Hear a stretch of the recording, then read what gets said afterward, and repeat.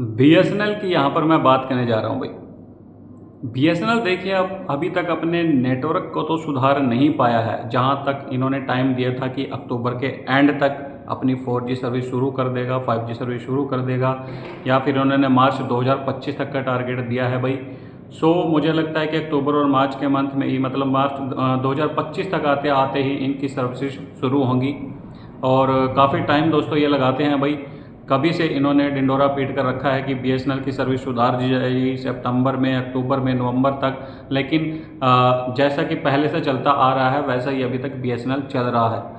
ठीक है, बहुत से एरिया में सुधार हो भी चुका होगा भाई। जहाँ तक इन्होंने 80,000 टावर लगाने की बात करी है कि अक्टूबर तक कंप्लीट हो चुके हैं। अक्टूबर के मंथ तक मतलब उनको वर्किंग करना शुरू कर दिया है।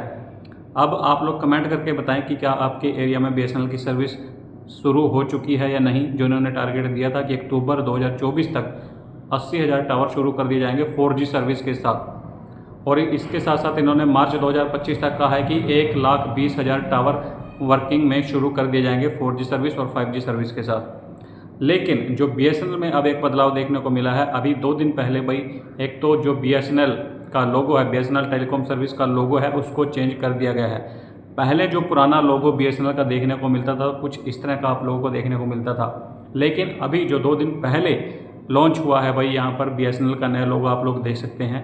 अब कुछ इस तरह का जो है बीएसएनएल का लोगो कर दिया गया है। और सिर्फ लोगो में ही बदलाव नहीं किया गया है, लोगो के साथ साथ यहाँ पर 7 नई सर्विसेज भी शुरू की गई हैं बीएसएनएल की तरफ से, जो कि 2025 तक आते आते लागू होंगी भाई। जी हाँ, मतलब 2025 में ही ये सर्विसेज शुरू होंगी। मतलब कहने का ये है 2025 में कभी तक भी, 2025 के मिड तक, एंड तक, कभी भी दोस्तों ये शुरू हो सकती हैं। बाकी जो 7 सर्विसेज हैं वो मैं बता देता हूँ। बहुत अच्छी सर्विस जो है बीएसएनएल शुरू करने जा रहा है। और अगर ये सर्विसेज बहुत जल्द शुरू हो जाती हैं तो जियो, एयरटेल और वोडाफोन आइडिया का मैं कहना चाहता हूँ कि काम तमाम होने वाला है, अगर ये सर्विसेज बीएसएनएल बहुत जल्द शुरू कर देता है। पर मुझे नहीं लगता कि बीएसएनएल इतनी जल्दी इन सर्विसेज को शुरू करने वाला है। अभी तो घोषणा हुई है भाई, 4G टावर शुरू करने की बात लगभग 1 साल 2 साल से चली आ रही है, लेकिन अभी तक नहीं हो पाया है। तो इनकी जो है घोषणा अभी अक्टूबर के एंड में हुई है। इनको भी टाइम लगेगा, एकदम से तो बीएसएनएल कोई भी सर्विस शुरू नहीं करता है। बाकी मैं 7 सर्विसेज के बारे में बता देता हूँ जो यहाँ पर शुरू होने जा रही हैं। पहली है स्पैम मुफ्त नेटवर्क। मतलब जो हमारे फ़ोन में मैसेजेस आते हैं भाई, कुछ मैसेजेस स्पैम्स आते हैं। ठीक है, स्पैम के अंदर आते हैं, मतलब कोई भी, मतलब हमारे पास उनका कॉन्टैक्ट लिस्ट कहीं से भी उठा ली जाती है, इंटरनेट से हमारा कॉन्टैक्ट उठा लिया जाता है और जो है कंपनियां वगैरह स्पैम के रूप में हमें मैसेजेस करती रहती हैं। ठीक है, तो ये स्पैम को रोकने के लिए सर्विसेज शुरू करने जा रहा है भाई बीएसएनएल। मतलब स्पैम के जो मैसेजेस हैं वो आप लोगों को देखने को नहीं मिलेंगे जब ये सर्विस शुरू हो जाएगी। उसके बाद राष्ट्रीय वाईफाई रोमिंग शुरू करने जा रहा है। मतलब बीएसएनएल फाइबर कनेक्शन के साथ पूरे देश में वाईफाई हॉटस्पॉट के माध्यम से मुफ्त इंटरनेट प्रोवाइड कराएगा भाई। पूरे देश के अंदर मुफ्त इंटरनेट जो है बीएसएनएल देगा भाई बहुत जल्द। ये एक और सर्विस शुरू करने जा रहा है भाई। उसके बाद है बीएसएनएल IFTV। मतलब इस सेवा के माध्यम से क्या है कि आप लोग घर बैठे 500 से ज़्यादा चैनल, 500 से अधिक टीवी चैनल लाइव देख पाएंगे।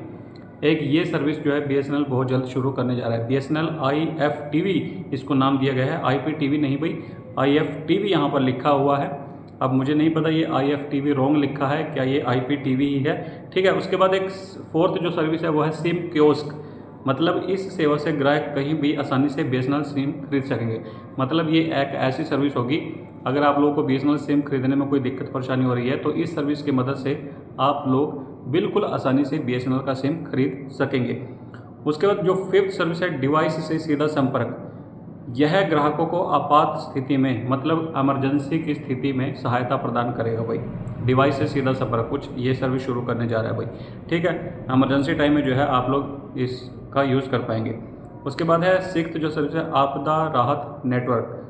आपदा राहत नेटवर्क में मतलब सुरक्षित आपदा की स्थिति में, मतलब कहीं भी आप लोगों को ऐसी जगह पर है जहां नेटवर्क नहीं मिल पाता है तो वहां पर भी एक सुरक्षित नेटवर्क जो है बीएसएनएल आप लोगों को देने जा रहा है। मतलब कहीं आप लोग ऐसी जगह पर चले जाते हैं कि आप लोगों को किसी भी टेलीकॉम सर्विस का नेटवर्क नहीं मिल पाता है, लेकिन बीएसएनएल जो है एमरजेंसी के टाइम में इन्होंने बोला है आपदा की स्थिति में, मतलब एमरजेंसी टाइम में आप लोगों को एक सुरक्षित नेटवर्क देगा भाई BSNL।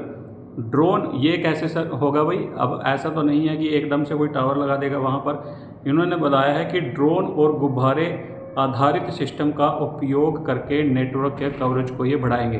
ड्रोन और गुब्बारे का सिस्टम होगा भाई कुछ उस तरह से, जो मतलब ये कुछ सर्विस करने जा रहे हैं। 7 जो सर्विस है निजी 5G खनन संचालन, खनन क्षेत्रों में भी BSNL 5G सेवा शुरू करने जा रहा है। ठीक है, तो कुछ इस तरह से जो है 7 सर्विसेज BSNL शुरू करने जा रहा है, जो कि बहुत अच्छी हैं अगर इनको बहुत जल्द शुरू कर देता है। 2025 तक इन्होंने टारगेट दिया है, देखते हैं भाई 2025 में ये सर्विस शुरू हो पाती है या नहीं। बाकी अगर BSNL 4G ही एक तरह से जल्द शुरू हो जाए तो ये भी बहुत से यूजर्स के लिए बेनिफिट देगा। बाकी इन्होंने घोषणा की है अभी तक कोई भी प्राइस ये नहीं बढ़ाएंगे अपने रिचार्जेस के। ठीक है, प्राइजेज जो पहले की तरह इनके सस्ते हैं जियो एयरटेल से, तो वही अभी तक चलते रहेंगे। सो अपडेट ये थी BSNL को लेकर। अच्छी लगी वीडियो को लाइक और चैनल को सब्सक्राइब जरूर से करें। धन्यवाद।